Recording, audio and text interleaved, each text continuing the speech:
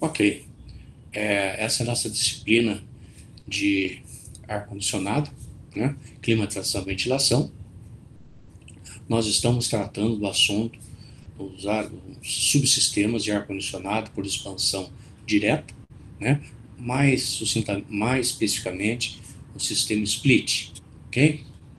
Vamos lá, vamos voltar, eu estou compartilhando a tela, vamos voltar para a tela compartilhada, ok?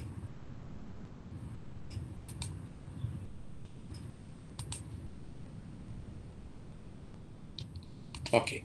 Então, o sistema cassete, né, é um sistema também por expansão direta, tá?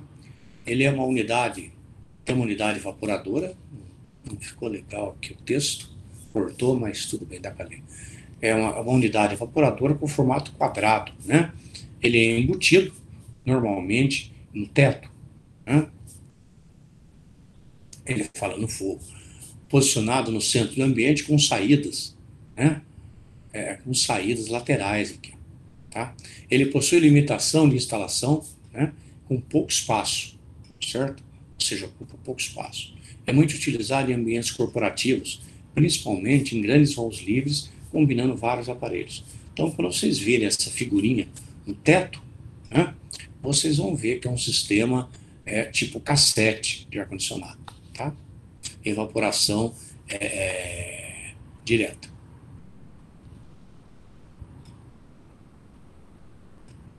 O sistema multi-split, né? O sistema multi-split é o split normal, só que você usa apenas uma unidade condensadora, está aqui, né? E várias unidades evaporadoras. Então você tem para vários evaporadores apenas uma unidade condensadora que comporta toda a capacidade térmica, né, solicitada pelo condicionamento de ar desses 3 evaporadores, por exemplo. Pode ser mais também, tá? É usado pode ser usado em residência, mas é mal usado em comércio, né? Onde você precisa mais capacidade de refrigeração e não disponibiliza assim de uma verba para comprar um sistema de água gelada, por exemplo, né? Nem justifica. O sistema dotado, né? O sistema dotado, ele, o sistema dotado, ele usa dutos. Isso aqui a figura não ficou muito boa, mas isso aqui são dutos de ar condicionado. Ou seja, você tem uma unidade condensadora, uma central de ar condicionado, né? E os pontos onde seria evaporador você localiza através de duto, né? Você põe o duto comunicando, não localiza. Você instala o evaporador, né? E põe duto comunicando, certo? Onde seria o evaporador, o ponto de troca, vamos dizer assim, né, de ar, e a central, né? Sistema built-in, tá? Basicamente, é um sistema self-container. Tá tudo junto aqui, né? Isso aqui é uma ventiladora, né? É um tipo de unidade interna que pode ser dotada com a principal, né? Característica que permite a ocultação completa dentro do forro. Ou seja, você instala dentro do forro, só põe a tomada de ar, né? Só uma janela mostrando as caras. Atende necessidade de médio e grande porte, inclusive os domésticos. Ótima solução, você busca baixo nível de ruído, bom aspecto visual e versatilidade na distribuição de ar. Ele mencionou aqui baixo nível de ruído. Isso daí, gente, é uma característica que eu particularmente considero essencial nos equipamentos de ar-condicionado, né?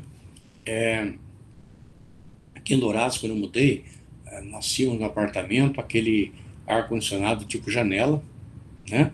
Que é tudo junto, unidade condensadora e evaporadora, e foi um parto, né? Tivemos que trocar, comprar o sistema split, né? Gastei uma grana para comprar, instalar, não fica barato, mas troquei, porque aquele tipo janela realmente ele já estava bastante usado, né? Com uma certa idade, e estava fazendo muito barulho. Era um barulhão, parecia um avião dentro do quarto. Difícil dormir com aquilo lá, né? Então o split realmente é uma solução boa, porque o ruído dele é bem menor. E por que bem menor? Porque ele tem unidade condensadora externa no ambiente. Quem faz mais barulho é o condensador, né? Ele tem um ventilador maior. O ventilador do split é bem mais silencioso. É compridinho, né? Daquele tipo siroco, que a gente fala, né? É bem mais silencioso, né?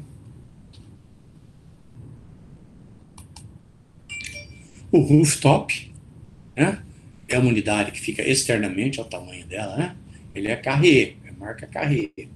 Estão vendo aqui, nós temos a plaquinha, Carrier.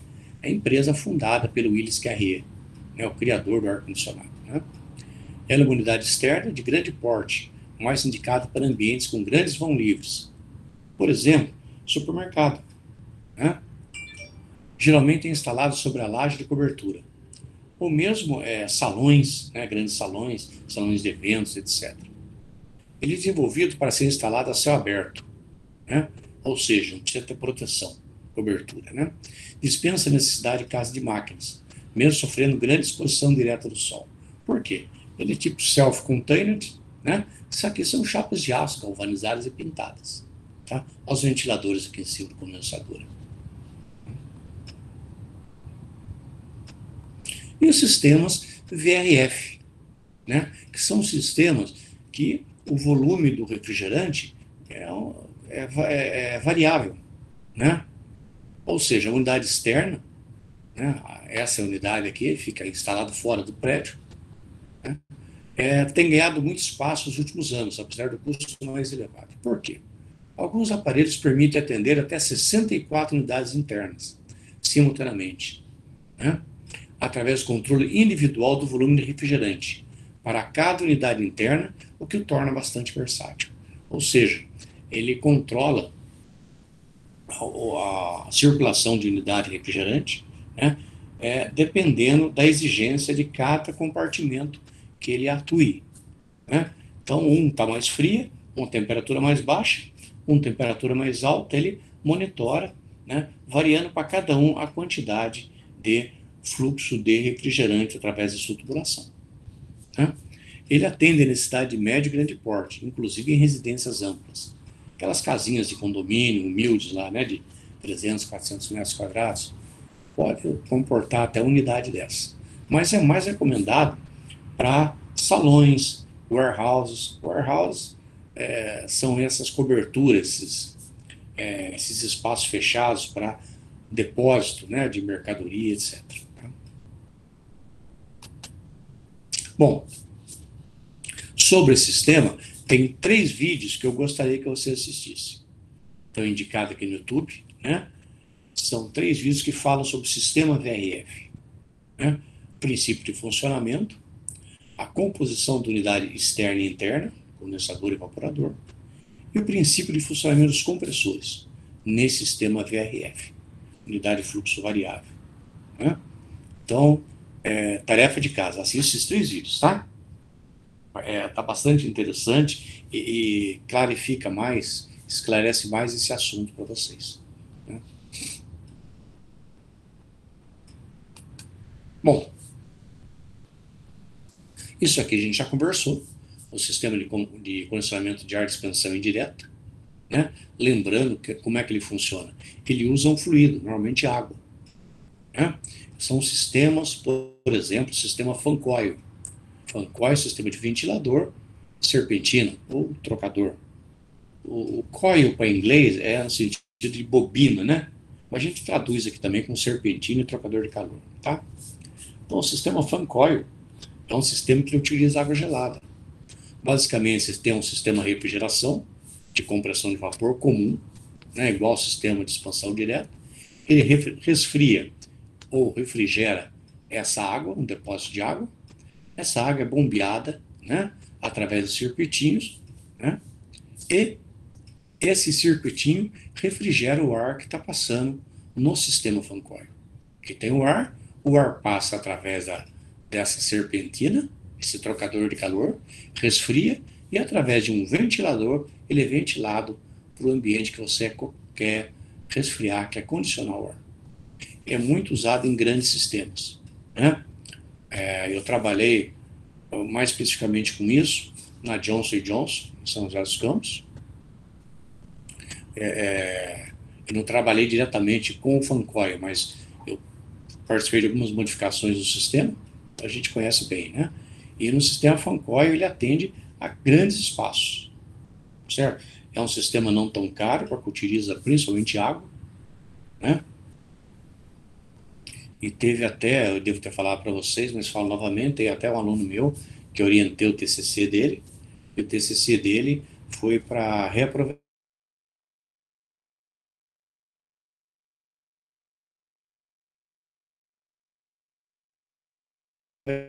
a água condensada nesse sistema, água residual condensada. Mas se condensa nas paredes dos equipamentos e isso é coletado, chama condensado. Industrialmente falando, chama condensado, né? Da linguagem industrial. E esse meu ex-aluno, que hoje é engenheiro, deve estar trabalhando na Johnson aí. O TCC dele foi sobre isso. Ele coletou essa água. Essa água não era própria para consumo, mas servia para limpeza de equipamento, lavagem de piso, etc. Né? Gostaram tanto do TCC dele, fez dentro da Johnson, né? Gostaram tanto do TCC que ele foi contratado até como engenheiro lá. Isso, isso ajudou a contratação dele. Um trabalho muito bonito. Bom, os sistemas de condicionamento de expansão indireta tem, né, o fan coil, a torre de resfriamento, resfriador. São componentes do sistema fan coil, né? E a figura que mostra um sistema fan coil num prédio, com vários andares aqui, né? Desculpe. Vamos lá. Falamos em sistemas, né? Fan coil para dentro da casa, né? E essa figura que mostra, né? O fan coil numa residência grande, né? Os dois andares, tá? Então, fora você tem um sistema que gera água gelada, que a gente chama de chiller, né? Chiller nada mais é do que um refrigerador de água, um resfriador de água. E uma torre de arrefecimento, né? Que vai resfriar a água desse ciclo aqui do chiller. Vai resfriar, não? Vai resfriar, exatamente. A água entra quente e sai mais fria aqui. Bom, quais as vantagens e desvantagens desses sistemas de expansão indireta, chiller e fan coil, né? Então, a maior vantagem do sistema, sem dúvida, é a facilidade de distribuição. É uma tubulação versus dutos. Ou seja, a tubulação que leva a água gelada para o sistema, né, para o fan coil, é uma tubulação normal, é um tubo de aço. Né? Você não precisa fazer aquele duto grande, seção retangular, quadrada, com folha de aço galvanizado, pintura, etc. É um tubo simples, isolado termicamente, né, para não esquentar a água, né? Mas a água que chega no fan coil é uma água gelada comum, então um tubo de aço comum você usa. Tá? Qual a desvantagem? Né? Em relação aos demais sistemas, requer uma manutenção especializada. Não é qualquer um que sai mexendo no fan coil, porque você tem que tratar com um sistema que envolve vários subsistemas. Envolve um sistema de compressão de vapor, que resfria água no chiller, o chiller em si, né? E o sistema fan coil, tá? E torre de arrefecimento também, né? Opera com baixa temperatura, exigindo controle da quantidade de aditivos anticongelantes, né? Propileno, polipropileno, glicol. Basicamente água misturada com álcool. Por que você faz isso? Você faz para não congelar a água, né? Você pode até no fan coil atingir temperaturas negativas sem congelar a água, tá? Porque a água está misturada com álcool, né? Normalmente nas empresas vocês vão ver essa mistura polipropileno glicol nos sistemas de água. Então não vão beber a água do sistema de refrigeração, tá? Tem álcool, pode dar um barato em vocês lá, dar uma bebida e é prejudicial ao ser humano também, né? Beleza? Gente, dúvida, questões? Alguma observação? Tem alguém fazendo estágio nessa turma?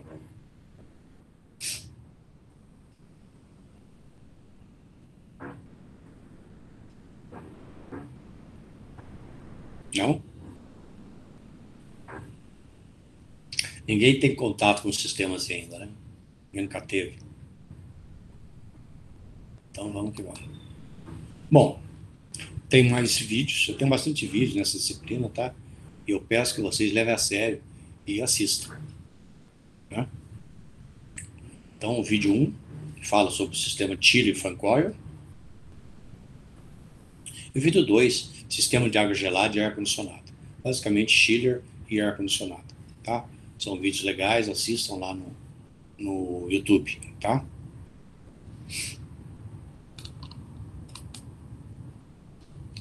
Tem um outro vídeo também, mesmo assunto, né? Chiller e Francoil, assistam. Sempre esses vídeos, gente, não são repetentes, não são repetecos. Às vezes eu ponho o assunto assim redundante porque um abrange um aspecto, o outro um outro. Um detalhe mais interessante, o outro um outro detalhe. É bacana, veja todos. Né? Você vai formando assim vai montando a base de conhecimento legal sobre o assunto. E essa parte de ar-condicionado é muito interessante vocês conhecer equipamento, visualizar equipamento. Porque uma coisa é eu mostrar a figurinha aqui para vocês, o circuito direitinho, a outra é vocês verem equipamento. Né? E é bacana na universidade você já ter contato com isso. O ideal seria, isso a gente está caminhando, a hora que voltar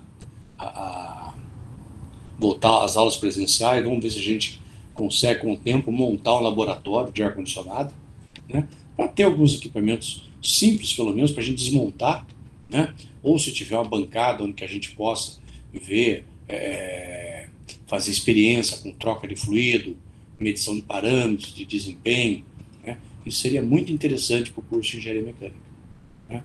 Vamos ver se com o tempo a gente consegue montar dentro do FGD isso aí.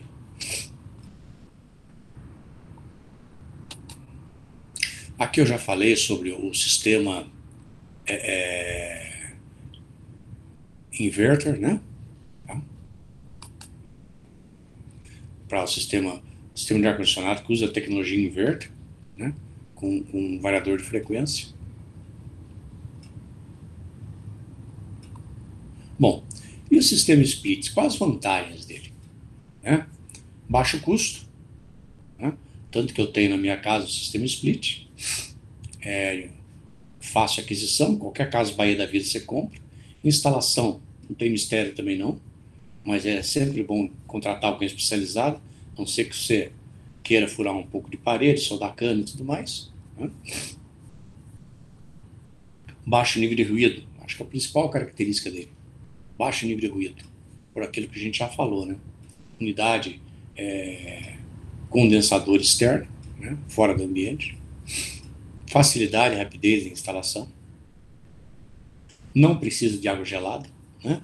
Ele tem um sisteminha, um sistema de compressão por expansão direta, né? Ou seja, fluido refrigerante passando pela serpentina resfria diretamente o ar, né? Só tem isso no circuito dele. Não são necessários grandes trabalhos de alvenaria para instalação quando comparados aos aparelhos de janela. Ou seja, você não precisa fazer aquele buraco, né, na janela, aquele furo retangular na janela. Basta apenas fazer furinho para passar as duas tubulações de cobre. Não são necessários grandes trabalhos. Permite correta instalação de evaporador no ambiente a ser condicionado, já que esta unidade é remota e pode-se trabalhar com grandes distâncias de tubulação entre as unidades. Isso é importante. A unidade condensadora não precisa ficar muito próxima do evaporador.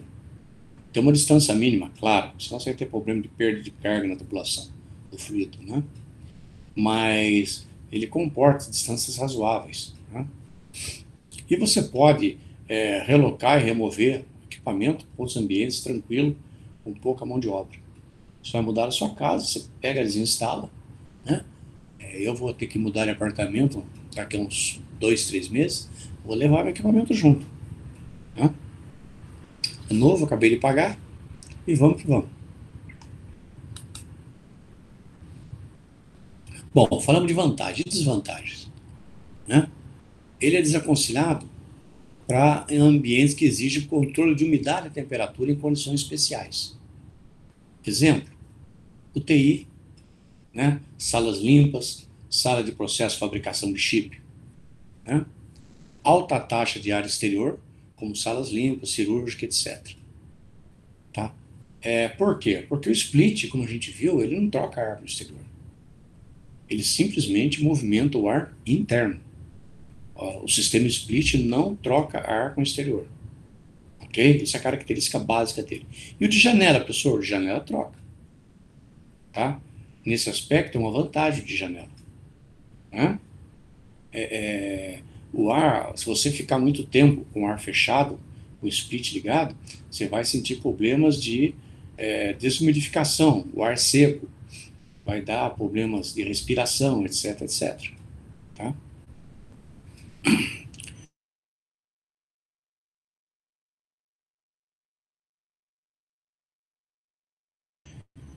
Procedimento de conectar a tubulação. O evaporador, quando vem com os tubinhos de cobre, o tubinho de cobre vem de maneira tal que você tem que cortar e fazer a solda. Fazer a solda com a unidade interna, com o evaporador, né? Com o condensador, unidade externa, e fazer a carga de fluido refrigerante. E fazer isso no campo é trabalhoso. Tá? Então, assim, você tem, na verdade, um compressorzinho, um procedimento, não é muito difícil, não, mas é trabalhoso, não deixa de ser. O ideal seria ligar, simplesmente fixá-lo e ligá-lo, né? Mas não. Em hipótese alguma, a condensadora pode ficar enclausurada, ou seja, a unidade condensadora tem que ficar para fora, livre de empecilhos que impeçam, né, a circulação de ar pela unidade, tá? Porque ela vai resfriar o fluido refrigerante, né? Se você tiver enclausurada, vai ficar o ar quente ali, né? Porque não esqueça que tem um compressor ligado, tem um motor e um compressor ligado, né? Tá dissipando energia. Como a gente viu lá em termo 1, energia conservativa, né? Você vai aquecer o ambiente, tá? E aí vai afetar o funcionamento da unidade condensadora.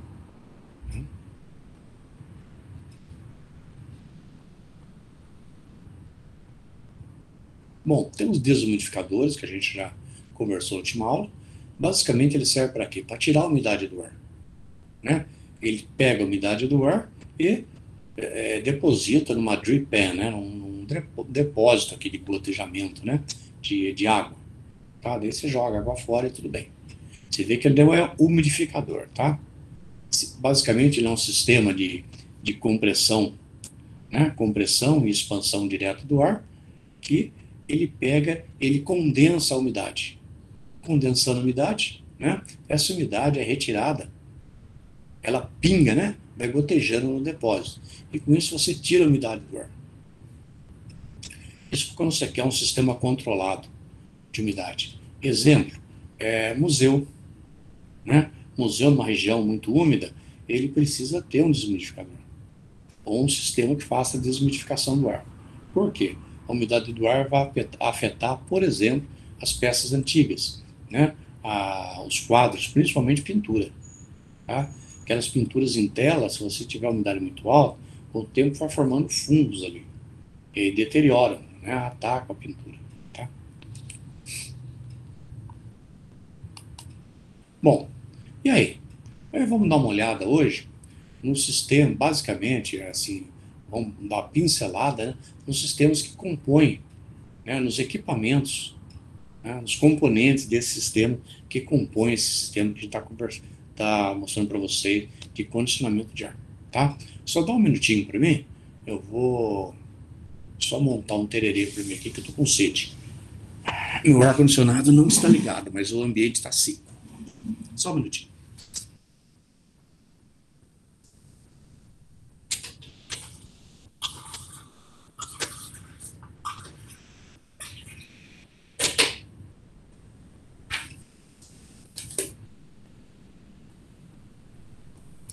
Uma das coisas boas que eu aprendi aqui no Mato Grosso do Sul é o tererê. Eu já tomava chimarrão, mas o tererê, para mim, eu aprendi a tomar aqui, né? E hoje eu só tomo tererê, até no inverno. Chimarrão ficou de lado. E só volto a tomar quando eu for morar no sul.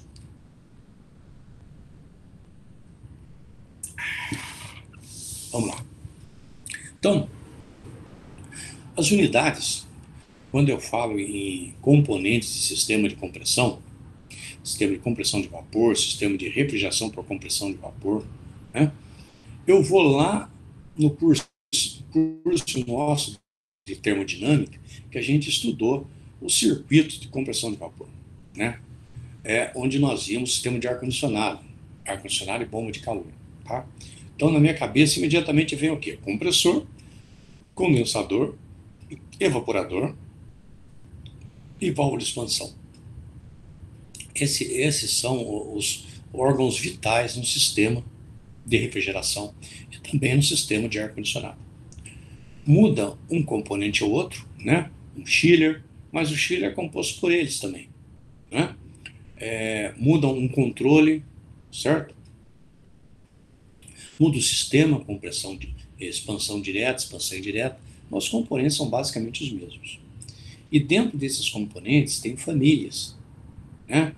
Tem vários tipos, ou melhor, deixa eu voltar atrás. Dentro dessa família de componentes, tem diversos filhos, diversos tipos de componentes.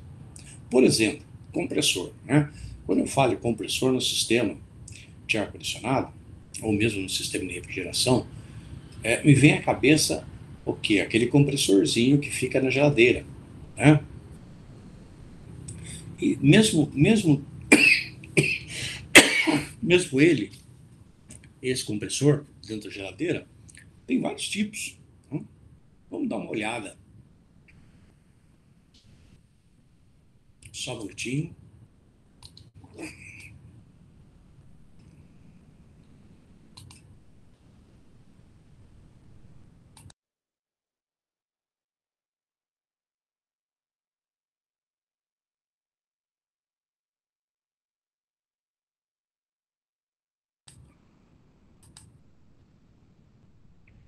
Ver o professor tossir online, ninguém merece, né?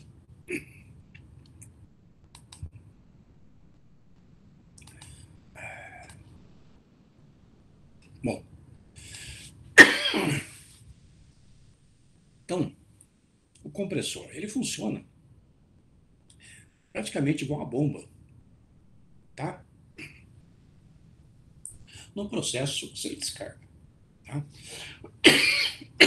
Nossa, engasguei. E basicamente, qual a diferença do compressor e uma bomba? Fluido, né? Uma bomba você movimenta, ok, fluido, né? Ou no estado líquido tem bomba, para componentes no estado sólido também. Exemplo, bomba de concreto, né? O concreto ali naquele estado, ele tá entre o líquido e o sólido, tá? Um estado pastoso, né? A gente considera mais como sólido. E o compressor, ele movimenta o fluido, né, no estado gasoso, um gás, tá? Então, nós temos aqui, ele tem uma entrada, né, onde a gente chama de sucção, uma saída que a gente chama de descarga, né? Então, o fluido refrigerante, no caso, ele é succionado na região em baixa pressão, né, e a temperatura em estado de vapor, né, do evaporador, passando pelo processo de compressão, ele aumenta essa pressão, né, aumenta a temperatura e descarrega no condensador também no estado de vapor. Entendeu? Que não tem líquido dentro dele, né? O compressor só succiona e descarrega vapor. Se por algum problema ele succionar líquido, irá ocorrer o cálcio hidráulico. O cálcio hidráulico é mais ou menos o que acontece com a cavitação, né, no equipamento dele. Então nós temos vários tipos de compressores, né? Você tem aqui a figura de vários compressores e tem os tipos. O alternativo, ele chama reciprocativo, né? O rotativo, tá? E o scroll, né? Então, como é que eles funcionam?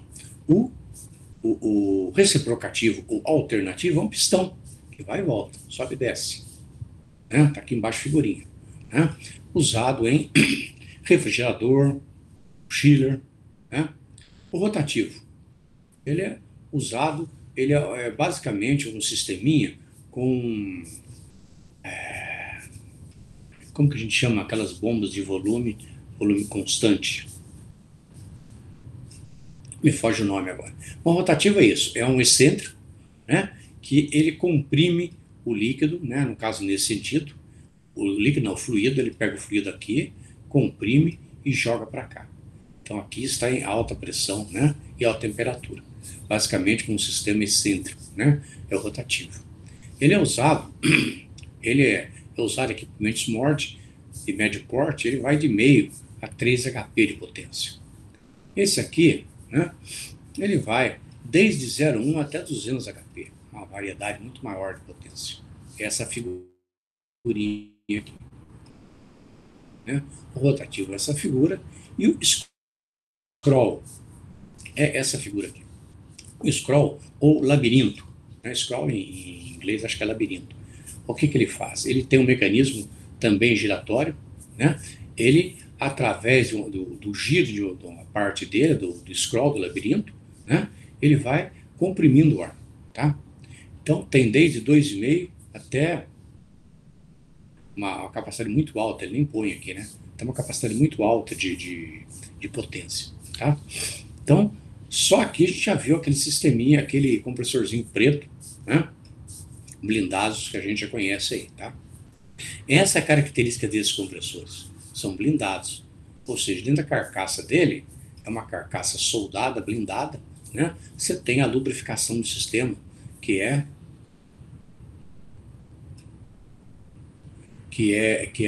faz a blindagem dele, né?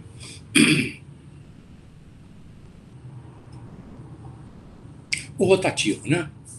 O rotativo é o mais econômico, tá? É o mais econômico que silenciar os compressores.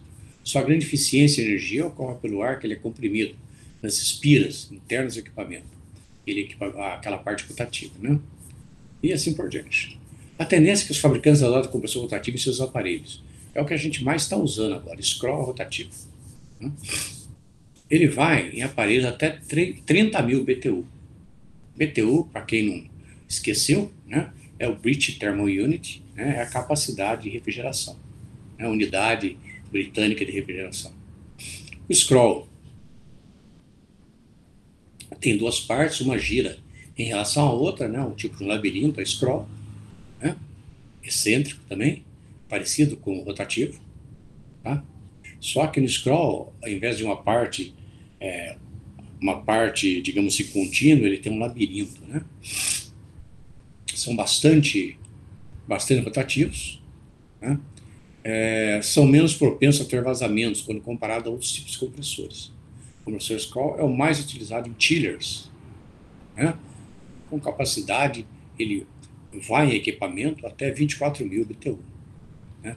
Aqui, gente, eu não estou dando a capacidade do compressor, mesmo porque o compressor em si não tem capacidade térmica, ele tem capacidade de compressão, né? A capacidade térmica é o sistema no qual ele está integrado, tá? Parafuso, né? Para grandes sistemas, né? Professor, Oi, fala. o scroll lá, ele é a partir de 24 mil, né? A partir de 4 mil. Uhum. Tá? Isso aqui, gente, isso aqui é o seguinte, é uma referência, tá? Na verdade, você pode ter um equipamento com 20 mil e usar scroll, de repente você tem lá disponível, não vai ter problema, né? É que a performance dele é melhor em equipamentos nessa faixa, certo? Isso que a gente quer dizer, isso aqui é uma referência, tá bom? Respondi? Sim. Então tá bom. Parafuso. Parafuso é um compressor parrudo, né? É um bicho parrudo, tá? É, eu usei, principalmente cervejaria, lá na Kaiser, antiga Kaiser, hoje a Heineken, né? Na Heineken, principalmente na Ambev, lá em Jacareí, nós tínhamos compressores, sistema de refrigeração, compressores parafusos. Era compressor Maekawa, né? Ele comprimia amônia, tá? Sistema parrudo. Basicamente, duas roscas, uma tocando a outra, né? E através dali, lembrei, é um equipamento de deslocamento positivo, né? E- ou seja, é diferente do centrífugo, tá? O centrífugo, a bomba centrífuga, por exemplo, não é compressor, né? A bomba centrífuga, se bem que é compressor também. Eu posso fazer essa comparação? Posso. Porque nós vamos falar em compressor centrífugo logo abaixo. Né? É diferente. Né? O parafuso, ele é usado em grandes sistemas porque ele tem um poder de compressão violento. Né? O parafuso girando um em torno do outro, ele empurra o que está ali mesmo, não tem volta. O centrífugo, das pressões envolvidas, dos esforços envolvidos, pode até voltar. Né? Mas aqui você vê que você usa entre 100 a 750 toneladas de refrigeração. Né? Então a gente usava isso daí. Tem dois eixos em formato de parafuso interligados que giram em direções opostas. O gás refrigerante entra na câmara e é comprimido por entre esses parafusos. Né? O gás é absorvido para dentro da câmara e levado até a unidade condensadora. É muito comum vê-lo sendo usado para fornecer ar comprimido em estabelecimentos industriais no geral. Uma das vantagens do compressor é que eles oferecem um fluxo contínuo de ar. Né? E o compressor centrífugo, é o que está abaixo aqui. Né? Tem capacidade desde 100 a 1.000 toneladas de refrigeração, em sistemas grandes. Né? É um modelo adequado quando o objetivo é trabalhar numa faixa mais ampla de fluxo de ar, sem que mude a rotação. Esse compressor contém um propulsor de alta velocidade com muitas pás, que gira para alcançar o objetivo do equipamento. Ele ainda age como coletor, acumulando o ar pressurizado. Bom, aqui, moçada, esses compressores, principalmente o centrífugo, a gente usa mais para sistemas pneumáticos, tá? Sistema de refrigeração até usa, mas eu já vi mais para sistema pneumático. Eu trabalhei com compressor centrífugo da marca Sentac, né, modelo Sentac da marca Ingersoll Rand. Ingersoll Rand é um grande construtor de compressor. Um fabricante de compressor parafuso bastante famoso também é o Maekawa, japonês, tá? Eu trabalhei com compressor Maekawa e com compressor centrífugo. O centrífugo era o sistema nosso de ar comprimido. E o compressor Maekawa era para amônia. Sistema de compressor por amônia, tá? Refrigeração. Então, o Sentac realmente é um compressor muito bom.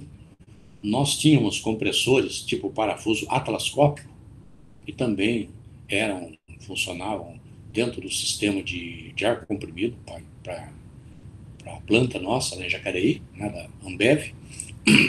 Mas o Sentac dava de 10-0 no atlascópico. Um Sentac substituía 3 atlascópicos. Tá? Pouca manutenção. A manutenção dele há 15 anos atrás já era online. Né? O monitoramento, nós fazíamos manutenção preditiva nele. Ele era ligado à rede telefônica e o pessoal dos Estados Unidos monitorava o funcionamento dele. Dava qualquer problema, o americano ligava para a gente. Naquela época o e-mail não era tão comum, né? O americano mandava para a gente, ligava para a gente e falava, olha, tal válvula tem que ser revista, o selo mecânico dele tem que ser revisto, assim por diante. Então, muito legal esse compressor.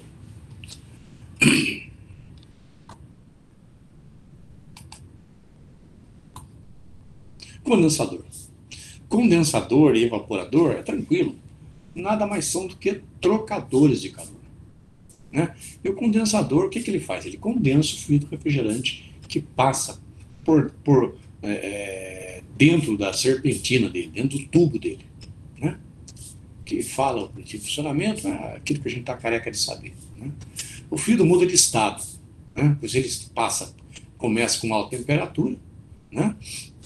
E o ar que está passando entre as aletas da serpentina troca calor, né, com esse fluido e ele condensa. Né? Ele muda para o estado líquido. Tá? Tem vários tipos de condensadores. Né? Tem de tubo de aço, tem de tubo de cobre, tem pintado, tem sem pintura e assim por diante.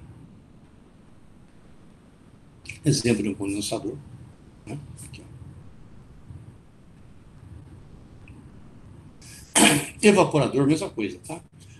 A válvula de expansão, deve ter visto lá com o professor original, é um componente de fundamental importância nos sistemas de resfriamento de ar-condicionado. Né? Ela trabalha com a pressão do fluido refrigerante. Tá? Ele é fundamental no circuito de refrigeração.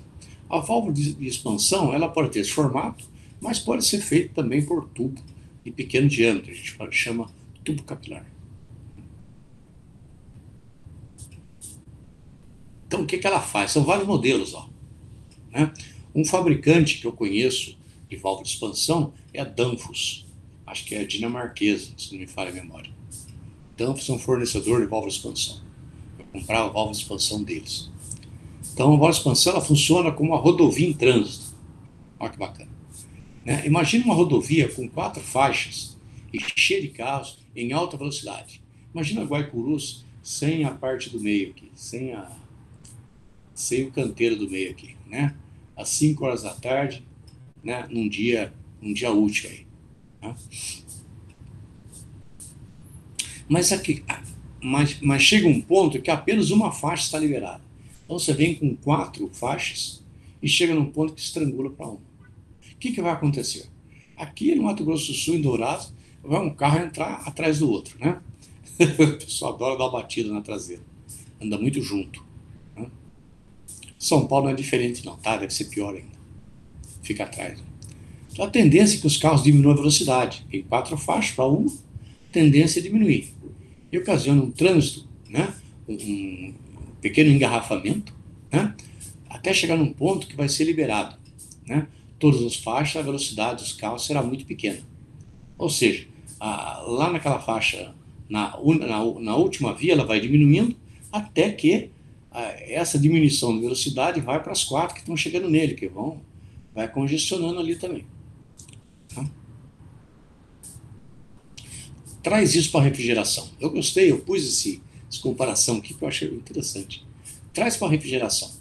Né? Você imagina o fluido refrigerante vindo do condensador em alta pressão, vem com tudo, né?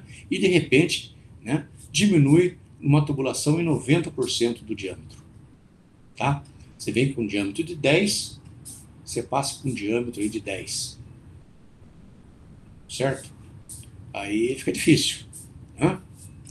Então o fluido vai diminuir a pressão e vai continuar essa trajetória para o evaporador, ele continua escoando. Né? Ou seja, o dispositivo de expansão funciona diminuindo a pressão do fluido refrigerante. Certo? Ele vem com tudo, diminui a velocidade. Então ele vai mais devagarzinho para o fluido refrigerante. Existem diversos modelos de válvula de expansão, desde um capilar, que é o tubo capilar que eu falei para vocês. O tubo capilar é isso aqui que está em cima. Isso aqui é o tubo capilar. Né?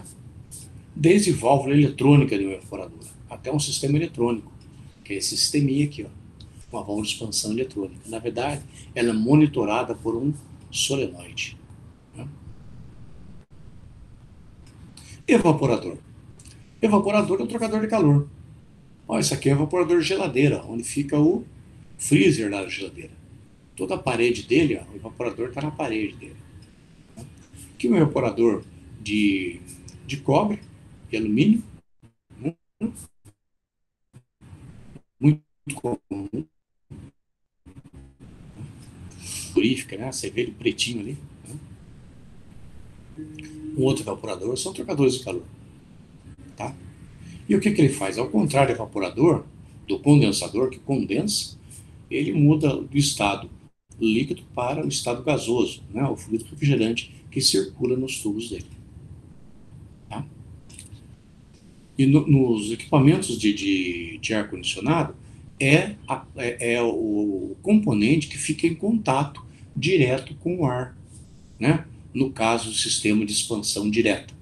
No caso de expansão indireta, esse componente, essas serpentinas, vão ficar dentro de um tanque de água, um chiller, né? Para resfriar essa água. Ok? Olha o evaporador bonitinho aqui. Né? O fluido refrigerante está passando por aqui. Ó. E aqui são aqui as aletas, né, para transferência de calor para o ar, no caso, aí, né, ou o fluido que passa por aí. Tá? Bom, falamos em condensador, evaporador, válvula de expansão, compressor, e tem um outro componente muito importante, que é o fluido refrigerante. Né? Gente, algum comentário, alguma dúvida?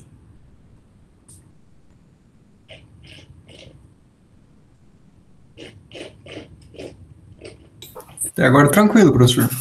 Beleza. Professor, nesse que o senhor mostrou no evaporador, o senhor pode voltar na imagem para eu tirar uma dúvida? Que? Eu percebi já que aqueles coolers de processador a ar, tem esses ferrinhos de cobre aí, né? Esses tubinhos de cobre. Sim. Ele tem algum produto dentro? Ou é só ar mesmo? Não. Aqueles cooler e aqueles tubinhos de cobre tem dois tipos. Tem uns que chamam-se tubo de calor. Tá? Tubo de calor, ele tem um evaporador e condensador dentro do mesmo tubo. Ok? É outro sistema. O que o tubo de calor faz? Ele transfere calor de um ponto para o outro. Tá? Qual a diferença? O evaporador, ele resfria o ar que está ali, ou o fluido que está ali. Certo? O tubo de calor, ele não resfria o fluido. Ele tira calor do fluido. Vai resfriar, tá? Vai resfriar.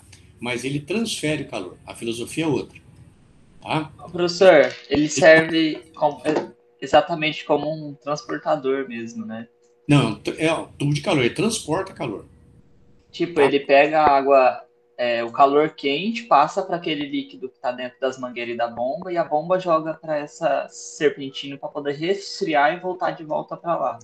Isso num sistema de resfriamento, né, com água.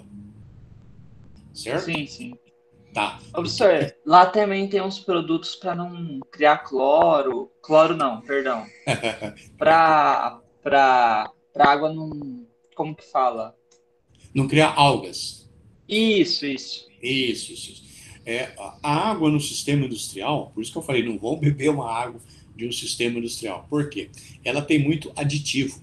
Ela tem fungicida, antifungos, anti-algas, anticongelante, certo? Ela tem vários aditivos. Tanto que você pega uma água, por exemplo, água de caldeira, tá? Você olha assim, parece um leite, tá? Por quê? Ela não é incolor. Ela tem um verde claro, uma cor leitosa, porque é muito aditivo que tem ali, tá? Para que são esses aditivos? Para proteger a tubulação, evitar corrosão, antioxidante, evitar que se formem algas. E por que você não quer que forme algas? Algas ou fungos. Esses seres, enquanto está vivo, sem problema nenhum. O problema é quando eles morrem. Eles morrem e acumulam dentro da tubulação. E formam a chamada incrustação. Pô, se você tem uma tubulação que tem que transferir calor, claro que você não quer uma camada ali isolante, certo? E esses bichinhos, eles formam uma camada isolante interna ao tubo. Então, por isso que você tem essa água toda tratada. Vamos voltar para o computador. Você tem vários dispositivos para resfriamento do processador no computador. Qual o componente que mais dissipa calor dentro de um computador? Não vale a fonte, tá? É o processador, certo? O processador, ele está processando, a dissipação de calor é estúpida ali.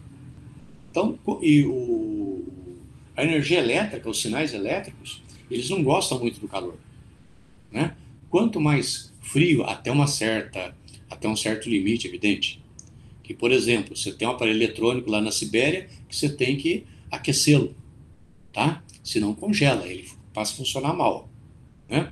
Mas até a temperatura dos seus 10, 15 graus negativos, né, o componente eletrônico gosta. Ele gosta disso, ele trabalha bem no frio, né? Então, o seu computador, quanto mais refrigeração você tiver, resfriamento você tiver no processador dele, melhor ele vai trabalhar, mais rápido. Por exemplo, eu tenho notebook, né? O meu Note, eu tenho uma base que tem dois fãs, dois ventiladores na base. E esses fãs estão ligados. O computador está funcionando, esses dois ventiladores pequenos estão resfriando a parte de baixo do meu computador, que é o processador. Tá? O que eu ganho com isso? Eu ganho que meu computador fica mais veloz, trabalha na maior velocidade, né? E o componente dele vai ter vida mais longa. Certo? Você já viram essa base, né? Tem para vender de vários tipos aí. Tá? Então, você vê computador, eu tinha um computador na empresa que eu trabalhei, na Embraer Defesa, que o sistema dele era resfriado por tubo de calor. O que o tubo de calor fazia? Ele jogava o calor para longe do processador. Entendeu? Mas já vi também computadores com resfriamento à água. Tá? Que você tem basicamente um fan coil. Né? É um fan coilzinho pequeno ali. Você tem serpentina com água circulando, né, em cima do processador. Tá?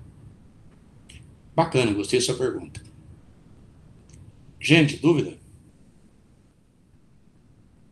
Ô, professor, Pode falar. Geralmente os MacBook, eles também têm refrigeração passiva, né? O que você chama de refrigeração passiva? É que ele é ligado na própria carcaça do notebook e, no caso, a carcaça faz a refrigeração, não tem cooler. Certo. Na verdade, não chama refrigeração, não. Você já aprendeu o termo correto, né? É um mecanismo de dissipação de calor. Ele está resfriando, não está refrigerando, não está formando gelo ali, tá?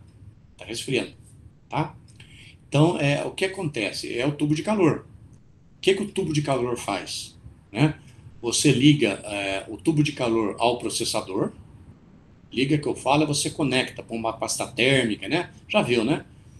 Tem a pasta térmica, você acopla uma parte do tubo de calor, né? Que a gente chama de condensador, né? Você acopla nele, certo?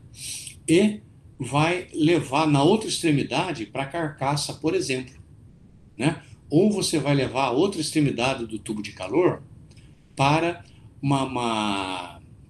um ventiladorzinho, tá? Vamos tirar essa apresentação? Gente, eu vou fazer um parêntese aqui, que eu acho legal esse assunto, e só para... Quem está falando mesmo? Quem falou comigo agora? Cícero. E o outro aluno eu não lembro. Tá, é o Cícero que está falando do computador, né? Isso. Tá. Cícero, para você ter uma ideia, a minha tese de doutorado é sobre tubo de calor. Tá? Então eu conheço um pouquinho sobre isso daí. Deixa eu mostrar uns tubos de calor para vocês. Assim a gente conversa melhor. Deixa eu ver se eu acho aqui. Ah, que legal. Tem.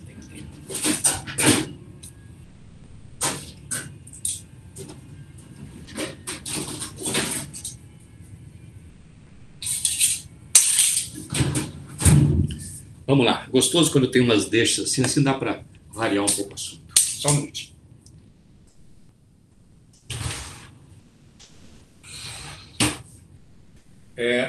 Não sei se eu cheguei a comentar com vocês do radar que eu fiz para o Exército. Né? No Exército, nesse radar, nos dois radares, no M20 e no M200, M20 pequenininho e M200 grande. Um é pequenininho, um soldado leva no ombro. O outro era um container de 10 pés, para vocês terem uma ideia. Tá? Então, nós usamos tubo de calor. O que é tubo de calor? Isso aqui, ó. Esse é um tubo de calor. Esse é um tubo de calor. Olha, aqui são vários no caso. Deixa eu mostrar. Ó, são vários. Então, um fecho aqui. Eu tenho aqui 5 tubos de calor. Deixa eu ver se eu consigo tirar um do meio. Isso aí é maciço, professor? Não consigo.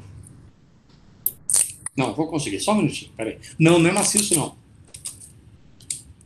Isso aqui eu posso dar uma aula para vocês um dia sobre isso, que é muito interessante. Minha tese de doutorado. Só que, na verdade, eu fiz com outro tubo, né? Eu fiz com tubo de calor pulsativo em sistema aberto e fechado. Diferente. Mas o princípio de funcionamento é o mesmo. Só um minutinho. Tá enferrujando, né? Tá oxidando o negócio aqui. Tanto tempo que eu não mexo. Vamos tirar aqui.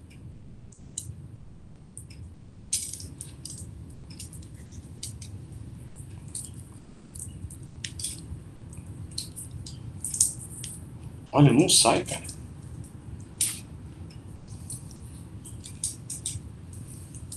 Tá dobrando o tubo e não sai o durex. Aqui, ó. Sai. Ô, professor. Ó, esse é um tubo de calor, ó. Tá vendo? É cobre. Tá? Sabe o que tem aqui dentro? Aqui tem um fluido. Tá? Aqui tem um fluido. Nesse caso aqui é água. Já ouviu falar, o princípio é praticamente o mesmo, tá? Chama câmara de vapor. Quem gosta disso é o Reginaldo. Né? Eu sou mais tubo de calor. Isso aqui é o tubo de calor. O que tem aqui dentro? Aqui tem fluido. Nesse aqui tem água. Tá? E a superfície é um tubo, o próprio nome diz, né? Superfície dele tem um material sinterizado. Para quem não sabe o que é isso, material sinterizado é um pó, né? Um pó na base de cobre e algum outro mineral, que eu não lembro agora no momento o que é, mas sabe quando você vai em posto de gasolina, não tem aquele filtro perto da bomba, amarelinho? Né? Ali tem um tipo de uma esponja no meio, né? Um corpo poroso, é o que tem aqui dentro. Né? Então, o que faz o tubo de calor? Você aquece aqui, ele envia o calor em altíssima velocidade aqui. Só para vocês terem uma ideia do funcionamento dele, imagina isso aqui um tubo de cobre sólido, tá? Imagina um tubo de cobre sólido. Quando eu dou o curso de termodinâmica e transferência calor experimental, eu faço experiência com o pessoal. Já fiz com uma turma, pelo menos. Bastante interessante. Você pega uma barra de cobre sólido, aquece aqui, né? Vai medindo temperatura. E você cronometra o tempo que esse calor daqui vai para cá. Então, digamos que é um tempo X, tá? Você vai ver que demora para aquecer aqui, né? Depende o quê? Da condutividade térmica do material, certo? O tubo de calor, se a velocidade de propagação, né, é X, o tubo de calor, a velocidade de propagação dele é de 100 a 200, chega até 300x. Ou seja, aquece, ele transfere calor muito mais rápido de um ponto ao outro. Essa é a finalidade dele. Tá? Então tem vários tipos. Fala. É heat pipes que é chamado isso aí ou não? Heat pipe. Tubo de calor em inglês. É heat pipe. Tá? Isso aí, ó. Então tem esse tipo, né? Tem esse tipo aqui, ó, que é o diâmetro um pouco maior. Eu dobrei até. Eu dobrei até para fazer experimento, ó. Isso aqui é 6 milímetros, aquilo ali é 4. Né? Aquele outro que eu mostrei. Tá? E olha aqui, ó. Você achava que era um tubinho normal, André? Não é normal, não. Super tubo. E esse aqui, ó.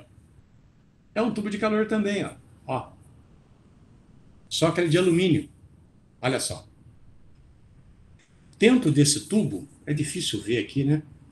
Dentro desse tubo, tem listras, ó. Tem listrinhas, né? Na verdade, é um tubo, são perfis. Dentro esse aqui é um flat heat pipe. Ou seja, um heat pipe, um tubo de calor chato, né? Dentro dele tem tubinhos, microtubos, né? E esse microtubo não chega a ser micro, acho que meio milímetro de diâmetro, né? São vários, ó, paralelos aqui. Mesmo princípio, tem fluido carregado a vácuo, no caso que é água, né? E transporta calor daqui para cá. O que vocês têm nos notebooks? Lá dentro, vocês vão ver um tubinho desse tipo aqui dobrado, ó, né? Só que chatinho, tá? Esse tubo, ele vai pegar numa ponta o calor do processador, certo? Transportar em altíssima velocidade para esse ponto. Aqui tem computador, como alguns da Apple, né? O meu deve ser assim, vai para a carcaça dele. O calor é dissipado pela carcaça. A carcaça, na verdade, é um grande dissipador de calor. né? Em outros, você vai para a região onde que tem um fan, tem um ventiladorzinho centrífugo pequeno, chatinho, né, que vai dissipar o calor passado para cá. Tá? Se não fosse esse tipo de dispositivo, o notebook seria como os primeiros notes que eu cheguei a usar. A gente chamava de mala. Você imagina um notebook como sendo uma caixa com altura de uns 15 centímetros e profundidade de uns 40. Uma caixa de sapato desse tamanho. Era o notebook. E a telinha dele era pequenininha, desse tamanho, fósforo verde. Por quê? Não tinha tubo de calor. Era um sistema que você tinha apenas o ventilador com dissipador. Tá? Então, isso aqui é uma... Oi, fala. Antigamente, quando era menor, a gente tinha uns PC mais antigos aqui em casa, né? Sim. E eu lembro que tinha alguns processadores que só tinha uma letra em cima. Tipo, exatamente. Não tinha nada de... Então, você imagina o tamanho que era o computador. Então. Por isso que os computadores, claro, o desktop, aquele, né, ele mais antigão, a unidade de CPU dele é grande. Então, você não tem grande problema de espaço. Mas o Note não. O meu aqui, eu tenho um MacBook Air, né? A espessura dele é 5 milímetros. Imagina o dissipador em cima do processador. Não tem como. Então, ele tem que usar tubo de calor. Os radares no qual eu trabalhei, tem tubos de calor assim também. Entendeu? E eu usei numa caixa eletrônica do projeto Sysfront, aquela vigilância da Amazônia, né? Eu usei esse tubo de calor. O que esse tubo de calor fazia? Ele pegava calor das placas circuito impresso dentro da caixa, é uma caixa de alumínio, né? Isso aqui ligado na placa, né? Através de dissipação, uma conexão com pasta térmica, aquela pastinha que você usa no computador, tá? E essa outra parte aqui, ligada, né? Vinculada à parede. Vinculada à parede. O que eu fazia isso? Eu pegava que o calor do equipamento fosse direto para a parede. Como eu isolava essa região do tubo que eu chamo de adiabática, você não esquentava dentro da caixa. Você jogava o calor direto para a parede. Com isso, o equipamento funcionava muito bem. E espero que esteja funcionando até hoje. Tá? Então, essa parte da termodinâmica e principalmente da transferência de calor, que a gente estuda isso aqui, é muito interessante. Né? A minha tese foi... Eu escrevi um catatal sobre isso aqui, 100 e poucas páginas, né? Sobre esse assunto. E a gente usava no radar. E daí alguém perguntou, e para que você usava no radar? Eu usava para pegar o calor gerado nas placas de circuito impresso, ou na parte eletrônica do radar, e dissipar. As potências térmicas assim, que aparecem no funcionamento de um radar, vocês não imaginam. É violenta. Essa caixa desse instrumento que nós fizemos, ele dissipava na ordem de 5.000 watts. Você imagina um chuveiro funcionando. 24 horas por dia, 365 dias por ano. Que vai em cima de uma torre dessa telefônica de 100 metros de altura. Não é toda hora que você dá para ir lá esfriar. E tem que esfriar automaticamente. E nós usamos esse tubo de calor, no caso flat, né, o chato, né, achatado, para fazer esse sistema de transferência de calor. Né? Eu tenho uma apresentação sobre o radar que eu posso passar para vocês, assim, claro, eu não posso passar os termos confidenciais, nem posso deixar a apresentação com vocês, mas posso mostrar, né, para vocês terem uma ideia de como que é. Tá? Então aí é transferência de calor pura, moçada, pura. Eu tive o prazer e a honra de trabalhar na equipe que desenvolveu esse sistema. Fui eu e outros engenheiros, tá? Inclusive o meu orientador de doutorado, né? Ele era consultor da equipe, tá? E nós trabalhamos nesse sistema muito interessante, sistemas militares. E quando a gente fala em sistema militar, moçada, qual que é o diferencial? Para você, um exemplo, vocês têm um resistor, um componente eletrônico comercial, que a gente fala, né? Ele resiste a, sei lá, funcionamento estourando 75 graus Celsius. Ou seja, passou de 75, ele começa a apresentar defeito. Um resistor comercial, por exemplo, né? um transistor comercial. Resistor dá um pouco mais. Mas o capacitor, esses processadores, comercial é 75, 80 graus. Ele pifa. Por isso que você tem que resfriar o computador. Né? Já o militar chega na ordem de 150 graus Celsius. O mesmo componente é militar. O que varia? Varia a fabricação dele, o encapsulamento, o material usado. Então, o equipamento militar é muito mais caro.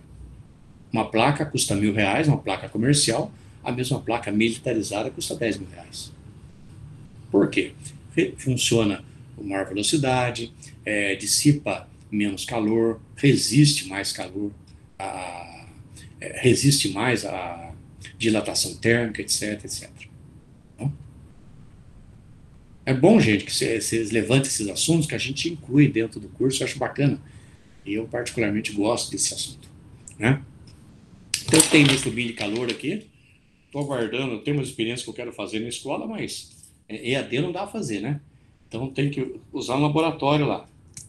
Então, por isso que eu espero que volte logo a aula presencial, para eu brincar um pouco os meus tubos de calor. Para vocês terem uma ideia, eu já orientei 2 alunos de TCC, não na UFGD, mas na Faculdade de Engenharia que eu lecionava em São José dos Campos, né? Escola de Engenharia Industrial, né? EEI. Eu orientei 2 alunos nesse tema de tubos de calor. Tá? Foram 2 TCCs. Foram aprovados, tá boa, foi muito legal, foi bacana a coisa. Então, isso são dispositivos térmicos relativamente novos, né? Eles existem desde o começo da era espacial, da corrida espacial. E por que surgiram esses dispositivos de transferência de calor? Porque você tem um satélite, né? O satélite, você joga lá para o espaço, você lança ele no espaço. No satélite acontece uma coisa interessante, ele está no espaço, tá? Uma parte dele está de frente para o Sol, né? Chega em temperaturas da ordem de 180 graus, né? 180, 200 graus Celsius, né? A outra parte, né, as costas dele, digamos assim, está voltada para o vácuo. Lá no espaço você só tem o quê? Transferência de calor por radiação. Você não está tendo condução nem evaporação, né? Você não está tendo condução nem outro modo qualquer. Certo? O que acontece então? Esses dispositivos, a parte que está para o Sol, né? A parte que está voltada para o Sol aquece. A parte que está voltada para a parte não iluminada dele pelo Sol, tá? Chega a temperatura a menos 100, menos 120. Então você imagina equipamento, né? Um equipamento que tem uma parte com mais 180 de um lado e menos 120 no outro. O que acontece com esse equipamento? Ele quebra, certo? Quebra por fadiga térmica, vai romper. Então, para que foi criado o tubo de calor? Para pegar o calor da parte mais quente, né, de mais energia térmica, e jogar para a parte mais fria, resfriar. Ele faz a transferência de calor e equilibra a temperatura no equipamento. Para isso que serve o tubo de calor. Começou aí. Então, hoje em dia, a gente usa principalmente equipamentos espaciais, né? Mas usa também equipamentos no dia a dia, domésticos, por exemplo, notebooks, né? Sistemas lá de defesa, tá? E desktops, computação, radares, principalmente radar. No radar é novo, radar a gente está começando a usar agora. Mas o notebook faz tempo que a gente já está usando. Por isso que o notebook diminuiu de tamanho, né? No próprio smartphone você deve ter tubo de calor também. O smartphone aquece, tem um processador, é um computadorzinho, né, o smartphone, certo? Você vê que aquece. Então deve ter tubo de calor lá dentro também. Tem tubo de calores pequenininhos, tem microtubos, tá? É um aspecto muito interessante, é um assunto muito interessante, que serve assim como, de grande aplicação, né? É tema de mestrado, doutorado, eu fiz doutorado nessa área, e é conhecido como heat pipe. Quem tiver interesse, né, dá uma olhada no Google, chama heat pipe. Vai vir um monte de coisa. Tubo de calor, não sei se vem, acho que vem, mas tem mais em inglês, né? Heat pipe, vai vir um monte de coisa. Vocês vão ver tudo isso daí, como é que funciona por dentro, por fora, tá? é bastante interessante, né? Qualquer dia eu posso ter uma apresentação sobre isso, eu posso, quem se interessar, claro, eu passo para vocês aí, né? Passo aqui na tela, né? Para vocês darem uma olhada como é que funciona. Mas é muito interessante. Gente, então, eu gosto de falar nesse assunto, primeiro que eu gosto do assunto heatpipe, né? Segundo, que para mostrar para vocês um pouco do que nós, engenheiros mecânicos, vamos trabalhar, né? Então, engenheiro mecânico não é só lá em projeto de máquina, que é muito legal, mas não é só lá, né? O engenheiro mecânico trabalha também, principalmente, com a área térmica, né? Nós temos uma carga de engenharia, de transferência de calor, engenharia em termodinâmica, né? E mecânica dos fluidos, nós temos a carga maior dos demais cursos, como a carga do pessoal de elétrica, por exemplo, eletrônica, né? Nós que calculamos dissipadores, a transferência de calor envolvida, etc, etc. Então, gente, é uma área muito bacana para vocês trabalharem, se especializarem. E evidente que é uma área que é preciso estudar, né? Qualquer mané que se sai bem. Por quê? Porque tem que estudar, tem que ter dedicação. Não precisa ser gênio, tá? Eu não sou nenhum gênio, sou uma pessoa de inteligência mediana, né? Mas consegui me desenvolver bem na área. É só ter aplicação, estudar, perspicácia, curiosidade, ir atrás do assunto, né? Uma boa base matemática, uma boa base física, você se especializa. E é um mercado restrito. Como é um mercado restrito, se a oferta é menor que a demanda, o que acontece? Os salários são mais elevados, né? Então, uma área de projeto bastante interessante para se trabalhar, parte térmica, né? Falou, moçada, mais alguma dúvida sobre esse assunto para a gente voltar lá no ar-condicionado? Senão eu vou ficar falando a aula inteira para vocês. Aqui não, professor. Tá. Deu para aprender alguma coisa, né? Sim. Vamos lá. Retirei meus tubos de calor da gaveta, que faz tempo que eu não vi essa meninada aqui. Eu cheguei até a levar na universidade, quando estava dando aula presencial, não nessa disciplina, né? Mas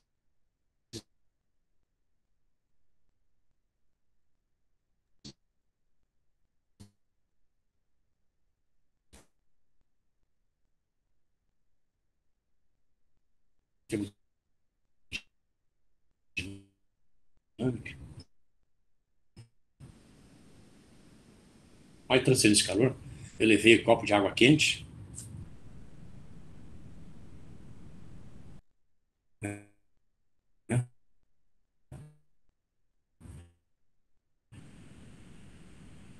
E tubo de Travou calor. aí, professor. Daí eu fazia experiência, né? Deu uma travada aqui também. Pega Tá travando bastante. Professor, você na ponta dele, né? Esquenta na hora. O professor. É, é, Alô. transfere Alô, calor professor.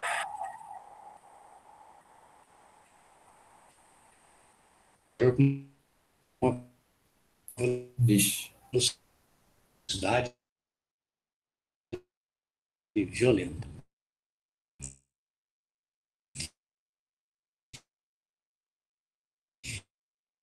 E se ele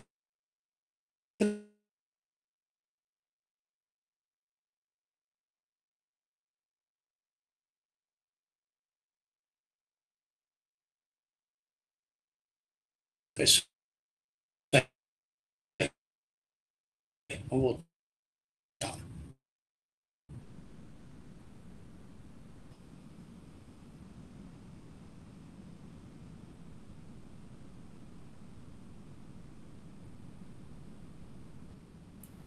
Professor. Joia. Então, vimos o evaporador, muito importante. Oi?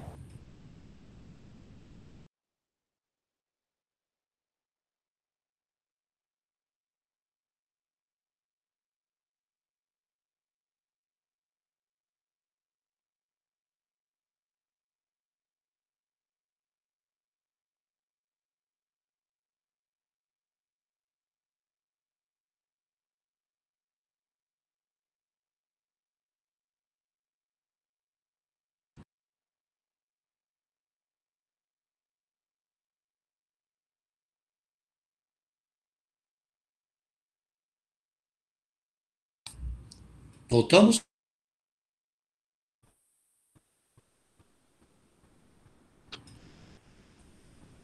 Voltou, professor.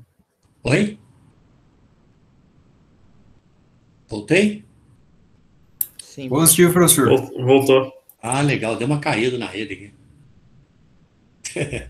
Vou voltar lá. Mas, pô,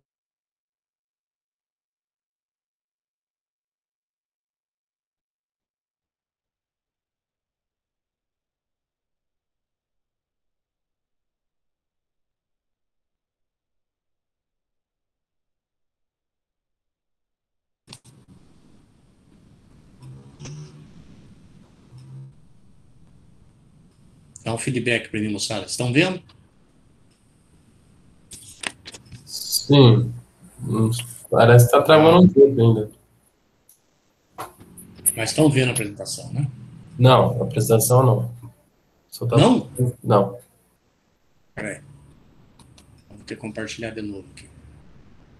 Tá difícil. Aqueceu o meu equipamento aqui.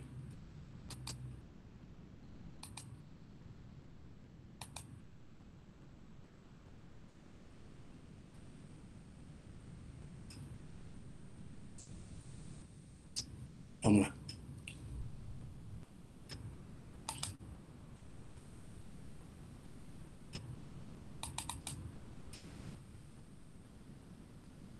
E aí? Estão vendo? Agora sim. Ah, beleza. Que caiu a rede, caiu a compartilhamento também. Voltei. Bom, então uma parte bastante importante do circuito de refrigeração, né, é o fluido refrigerante, tá? Componente bastante importante. Então, o que é um fluido refrigerante? É um fluido, né, que ele pode ser facilmente aquecido e passar para o estado líquido para vapor. E também condensado de volta para o estado líquido. Isso tem que ocorrer inúmeras vezes, continuamente, sem falhas, e sem que ele perca as propriedades térmicas dele. Evidente, todos os fluidos podem fazer isso, né? Mas o fluido térmico, ele tem que ter características que permitam ele fazer pequenas variações de temperatura, né? Sensível à variação de temperatura e com propriedades térmicas também, de condutividade, etc, etc, né? Que permite ele conduzir o calor e assim por diante, né? Tá? Então, fluido térmico refrigerante legal mesmo, um ótimo exemplo é a água, né? E ela é barata, né? É manuseio seguro e simples, tá? E está à disposição, né? Então, é normalmente usada em chillers de absorção como refrigerante. A gente viu lá o chiller, o fan coil, a água, né? Então, a razão pela qual a água não é normalmente usada como refrigerante em unidades de condicionamento de ar comuns é porque tem refrigerantes especialmente projetados para essa tarefa. E esses são capazes de funcionar com muito mais eficiência, né? Não se esqueçam que por trás de tudo isso tem uma indústria, né? DuPont, esse pessoal aí que é fabricante de fluido refrigerante, tem muito interesse comercial. E mesmo que a água fosse melhor que eles, jamais iria dar o braço torcer, tá?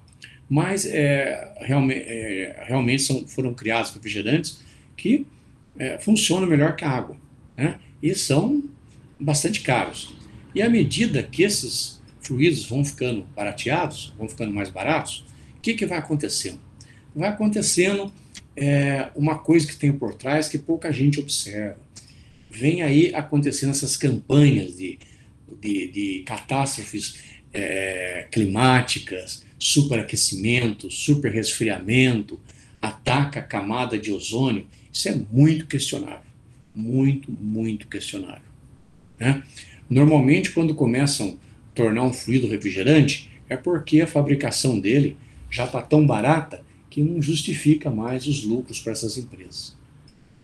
Não é teoria da conspiração, não, tá, moçada? Isso existe. Eu vi uma entrevista uma vez com um cientista brasileiro, um cara da USP, me foge o nome agora, abordando esse tema. E bastante convincente. Então ele fala isso. Vocês já observaram que o vilão foi o CFC, há uns tempos atrás, né? O clorofluorcarbono, que ataca a atmosfera. De repente ele deixou, entrou outro, sabe? Que daqui a pouco, a hora que o preço abaixa, ele vai começar a ser vilão novamente. Daí tem toda uma campanha dessa turminha que fica enchendo o saco com essas coisas aí que é barra, os ecochatos que falam. Né? Claro, você não pode deixar a coisa correr solta, mas também não é tudo isso. Né? Antigamente, há uns anos atrás, eles falavam que a teoria do superaquecimento. Então, como não veio o superaquecimento no prazo que essa turminha aí falou, mudaram para superresfriamento, que a Terra vai resfriar. Daí não veio também. Agora eles não falam nem aquecimento nem resfriamento. Eles falam mudanças climáticas. Ou seja, abrange qualquer coisa, certo? Então fica muito esperto com isso, tá? Não é tudo isso de velania dos fluidos, não.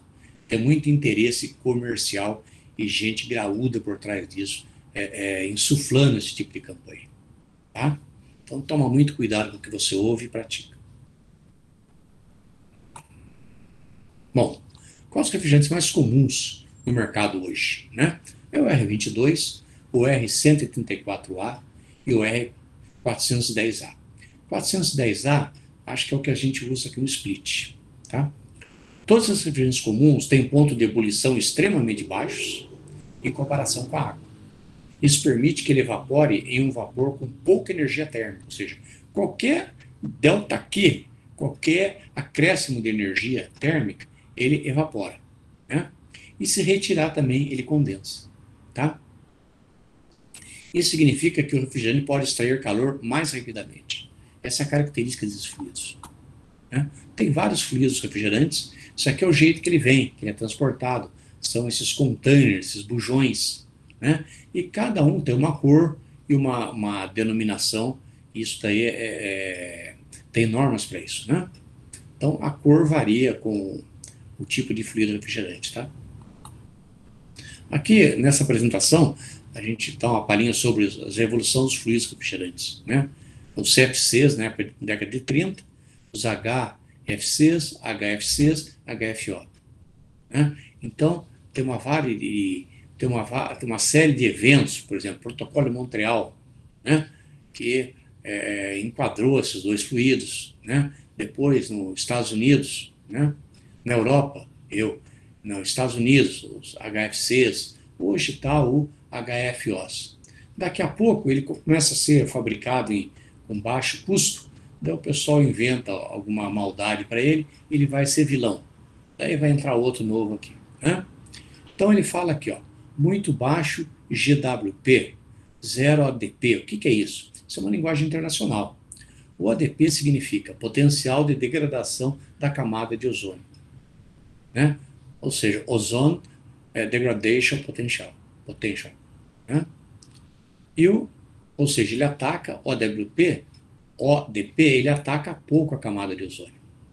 Aqui, alto ADP, o CFC atacava muito, daí criaram esse que ataca pouco, esse aqui ataca zero, mas ele tem alto GWP. O que é o GWP? O potencial de aquecimento global. Então você vê, o OWP foi contornado, eles criaram outro. Tá? É bastante suspeito isso. Muito suspeito. Não estou dizendo que seja mentira, não. Mas é interessante ver a manipulação por trás disso. Tá? Então você vê que interessante é mesmo, né? Olha, agora que eu estou vendo.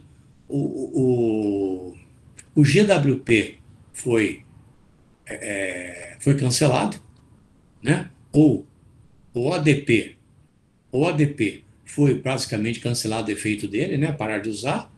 Ok, inventaram esse, ó, GWP, potencial de aquecimento global.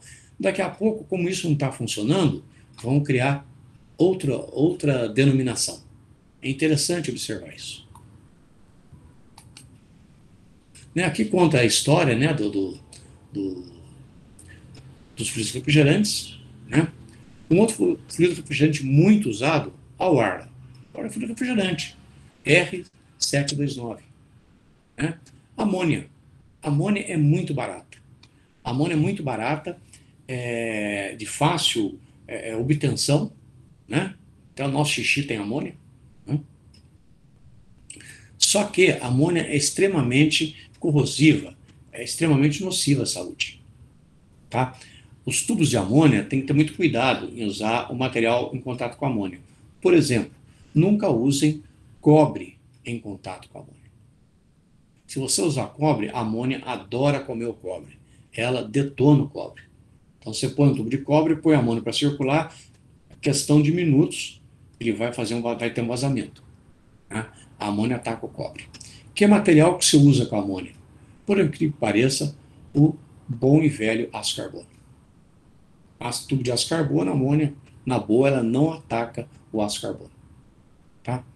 Tem o R410A, o R290, propano, R610A e o R44, CO2. Tá? Então, aqui os mais usados são a amônia, o ar, né? E esse R410A. Tá? Blends. Blends são misturas, né?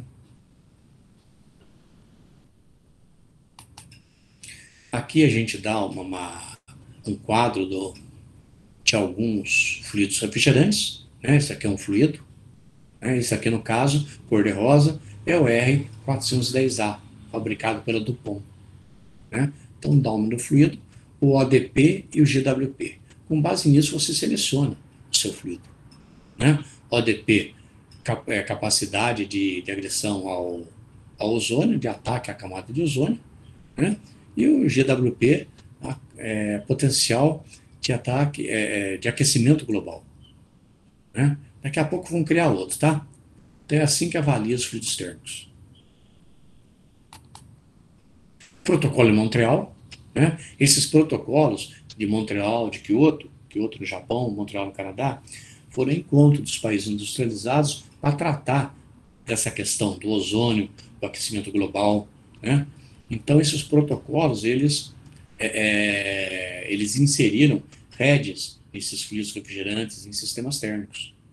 Tá? E daí fala, Dia Internacional da Preservação da Camada de Ozônio. Não está provado que afeta a camada de ozônio. Fizeram observações, de repente tem mais dados, e segundo aquele cientista da USP. Né? Tem outros dados que provam que não é bem isso que ocorre, não. Tem outras coisas, tá? Por exemplo, CO2 na atmosfera. Aí sim, tá? Mas o fluido térmico não é tudo isso, não. Daí fala aqui, né? Como o refrigerante se move pelo sistema, no compressor, etc e tal. Dá uma lida aí, né? Pelo condensador. Eu estou contando a história como ele se move no ciclo. Peço para vocês darem uma lida nisso. Né? Como homework, como tarefa. Bacana esse texto aqui, é que mostra como o refrigerante se move pelos componentes do sistema de refrigeração. Dá uma lidinha, é tranquilo, não tem mistério nenhum. Sei que não tem nenhuma equação, nada aqui.